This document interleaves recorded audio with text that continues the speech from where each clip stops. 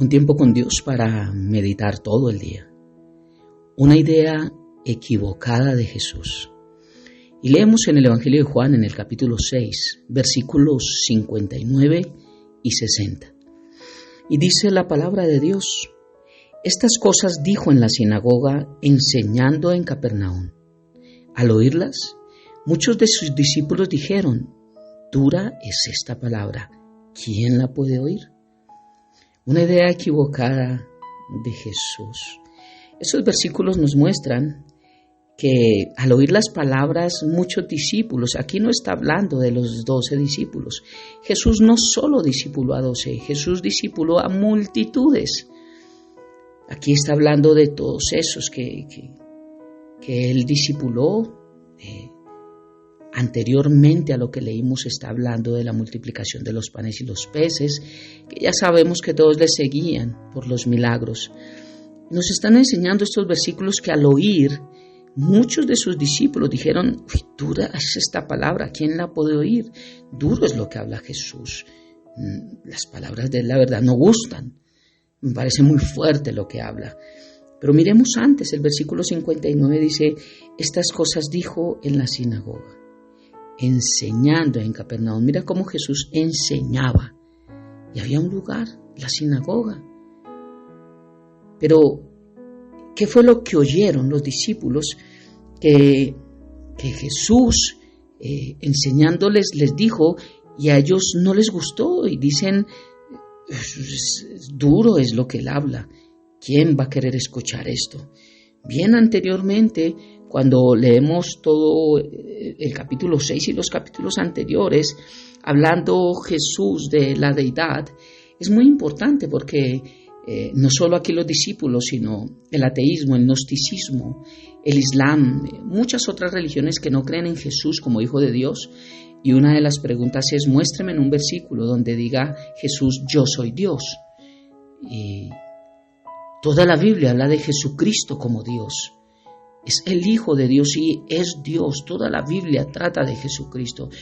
Toda la Biblia muestra las profecías de la muerte de Jesucristo. Vemos Isaías 53, vemos las cartas de Isaías, Jeremías, vemos todo cómo se hablaba de Jesús. Los sacrificios presentados en el tabernáculo eran un tipo y sombra de lo que vendría a ser Jesús como el Cordero de Dios que quita el pecado del que quiera aceptarle como Señor y Salvador. Todo el Nuevo Testamento habla de Jesucristo. Todas las profecías apuntan a Cristo, cómo vendría el día que vendría, cómo moriría, cómo resucitaría. Y todas esas profecías, la mayoría se han cumplido y las pocas que quedan se cumplirán.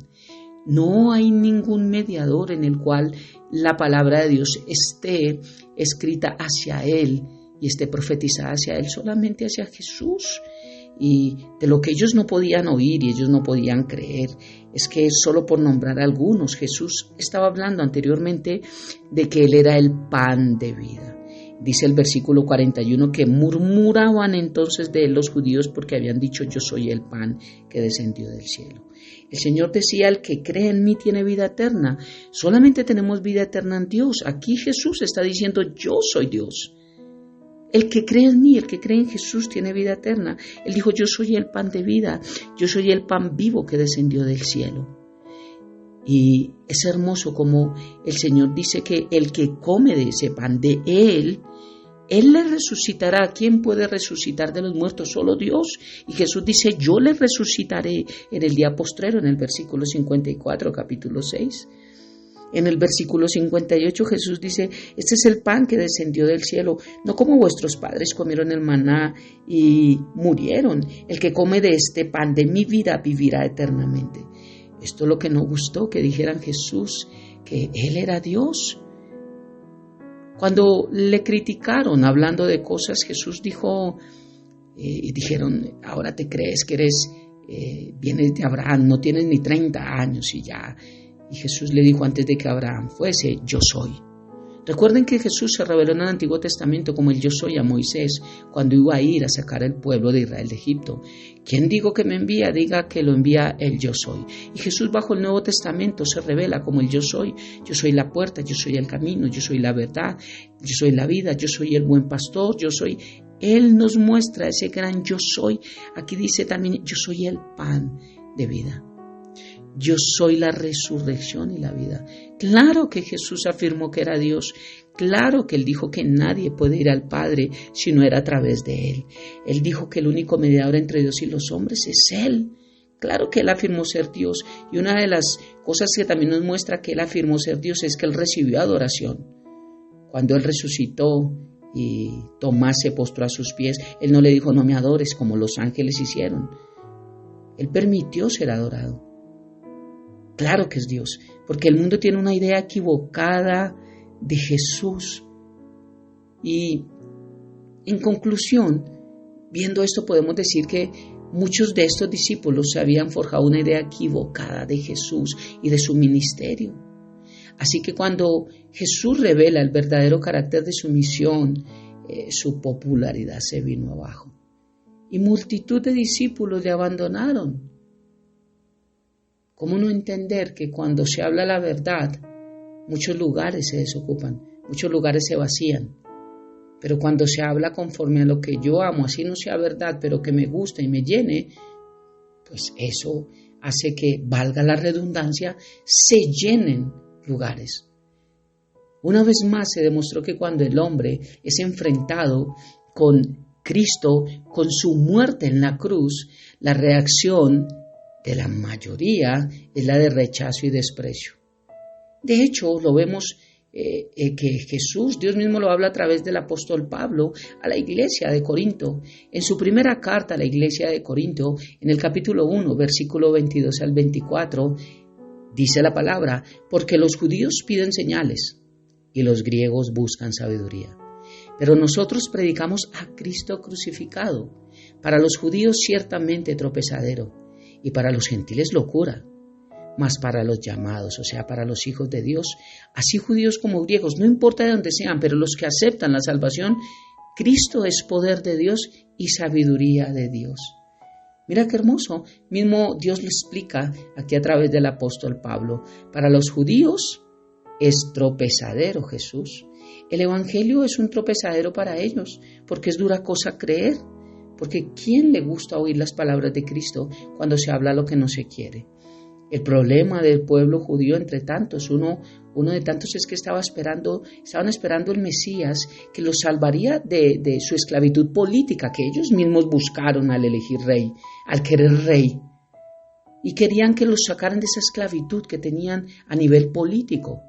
Y quería que viniera alguien y gobernara con espada y fuera a nivel político quien los reinara, así como el rey David. Ellos tenían esa idea, pero no habían entendido que el Mesías sí venía a liberarlos de una esclavitud, pero no era la política, era de la esclavitud del pecado. Y como no aceptaban su conducta, como no aceptaban su pecado, por eso no les cayó bien la palabra de Cristo en sus vidas, porque Jesús vino a confrontarnos con el pecado, para que a través de que podamos, a través del Espíritu Santo, dice que Él vino a convencer, vino a traer ese convencimiento de pecado, de justicia y de juicio. Cuando yo tengo el convencimiento de pecado es que acepto que necesito un Salvador. De lo contrario, no necesito ningún Salvador. Entonces, ellos no aceptaban que eran pecadores. Ellos querían era que los salvara, pero seguir viviendo a su manera igual que cuando salieron de Egipto. No querían cambiar su conducta para nada. Y esto me lleva a Efesios capítulo 4, versículo 22-24. Y dice, en cuanto a la pasada manera de vivir, mira, igual que los judíos, despojaos del viejo hombre. ¿Por qué tenemos que despojarnos del viejo hombre y por qué ellos también tenían que hacerlo? Porque está viciado conforme a los deseos engañosos. Y dice, y renueven en el espíritu de vuestra mente. Vístasen del nuevo hombre, creado según Dios, en la justicia y santidad de la verdad. Eso es lo que no gusta. Porque al acercarnos a una casa de oración, a una iglesia local, que hable palabra y que cambie nuestras vidas. El pastor no cambia nuestras vidas, la iglesia no cambia nuestras vidas. El pastor predica palabra de Dios en una iglesia para que cambie nuestras vidas, que eso es diferente. Y nos enseña que cuando llegamos a Cristo nos despojamos del viejo hombre, de lo que antes vivíamos, el que estaba viciado conforme a los deseos engañosos. Y tenemos que renovar nuestra mente a través de la palabra para vestirnos de ese nuevo hombre que Dios quiere que nos vistamos, creados según su justicia y su santidad y su verdad. Mira qué hermoso lo que nos enseña la palabra de Dios. Una idea equivocada de Jesús. Una idea equivocada de quién es Él, una idea equivocada de lo que Él realmente quiere en nuestra vida. Claro que habrá un reino milenial, claro que Él gobernará sobre nosotros, pero gobernará sobre aquellas personas que le hemos aceptado como Señor y Salvador, sobre aquellas personas que primero reconocimos nuestro pecado y nos despojamos de Él. No es así de fácil. Si fuera así de sencillo, como todos creen, por eso es que creen que todo el mundo vamos para el cielo. Porque hay una idea equivocada de Jesús, hay una idea equivocada de que hay varias formas de llegar al cielo. Y la Biblia, la palabra de Dios, que es viva y eficaz y que es lo más cierto, lo más verdadero, nos muestra cómo todo apunta hacia Jesucristo. Cómo Jesucristo es el centro de todo. Como Jesucristo, como dice su palabra, es el ayer, es el hoy, es el mañana para nosotros. Él es el eterno presente y el eterno futuro. Una idea equivocada de Jesús. Jesús enseña, y muchos dicen, dura es esta palabra, ¿quién la puede oír? Porque queremos buscar a Dios para que solucione algo de nuestras vidas. El pueblo de Israel quería que los quitara de la opresión política que tenían en ese momento por el Imperio Romano. Pero no entendieron que la opresión principal es, como dice la palabra, que estamos muertos en nuestros delitos y pecados. Era liberarnos de la opresión del pecado a través de su verdad. Pero como no era eso lo que se tenía en mente, la palabra de Dios no gusta, la palabra de Dios no sirve. Igual que hoy en día. Para concluir, dejo este tiempo con Dios con una pregunta. ¿Qué idea tenemos de Jesús? ¿Realmente aceptamos la verdad? Porque cuando hay cosas que Dios habla a través de su palabra nos hieren, nos duelen y tratamos de culpar a los demás sin entender que es palabra de Dios y sin entender que Dios quiere formar nuestro carácter. Mira Efesios 4, 22, 24, te invito para que lo marques en tu Biblia y lo vuelvas a leer y pienses en él. El Señor dice en cuanto a la pasada manera de vivir, despónjense del viejo hombre, que está viciado conforme a los deseos engañosos. Renueven en el espíritu de su mente. Vístanse del nuevo hombre, creado según la justicia, la santidad y la verdad. Eso es lo único que nos cambia. Tenemos que aceptar la palabra de Dios. Sé que es dura la palabra de Dios a veces, porque sí, el Señor nos habla en Jeremías 23, 29, que no es mi palabra como fuego y como martillo que quebranta la piedra. A veces es dura, pero es lo que necesitamos para ablandar la dureza de nuestros corazones. Oremos. Padre eterno de gloria, muchas gracias por esta preciosa mañana, por un día más, por esta palabra, por confrontarnos acerca de la idea que tenemos de ti, si realmente eres nuestro Señor y Salvador, si creemos que tú viniste a confrontarnos con tu verdad, nuestro pecado, para que entendamos que solamente podremos tener una eternidad cuando nos arrepentimos y estamos en línea con Dios Padre, porque Él aún está irado con el pecado. Que tú pagaste en la cruz por el pecado de los que te aceptaríamos como Señor y Salvador, y tú nos justificarías, Romanos 5:1, a quienes creemos en ti y vivimos en ti. Gracias, Padre, por esta mañana, gracias por este día. Ponemos nuestras vidas delante tuya. Y sí que creemos que tú eres Dios, y sí que creemos que tú eres el Hijo de Dios, y sí que creemos que tú eres el único camino. Para nosotros que creemos no es dura cosa, no es dura palabra, y sí que la podemos oír.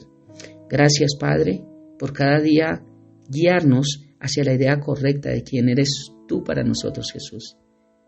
Gracias, Padre amado. Te amamos y te bendecimos y entregamos este precioso día en tus manos, habiendo orado a ti. En el nombre de Jesús y bajo el poder y la unción de tu Santo Espíritu. Amén y amén. Bendiciones del cielo para todos.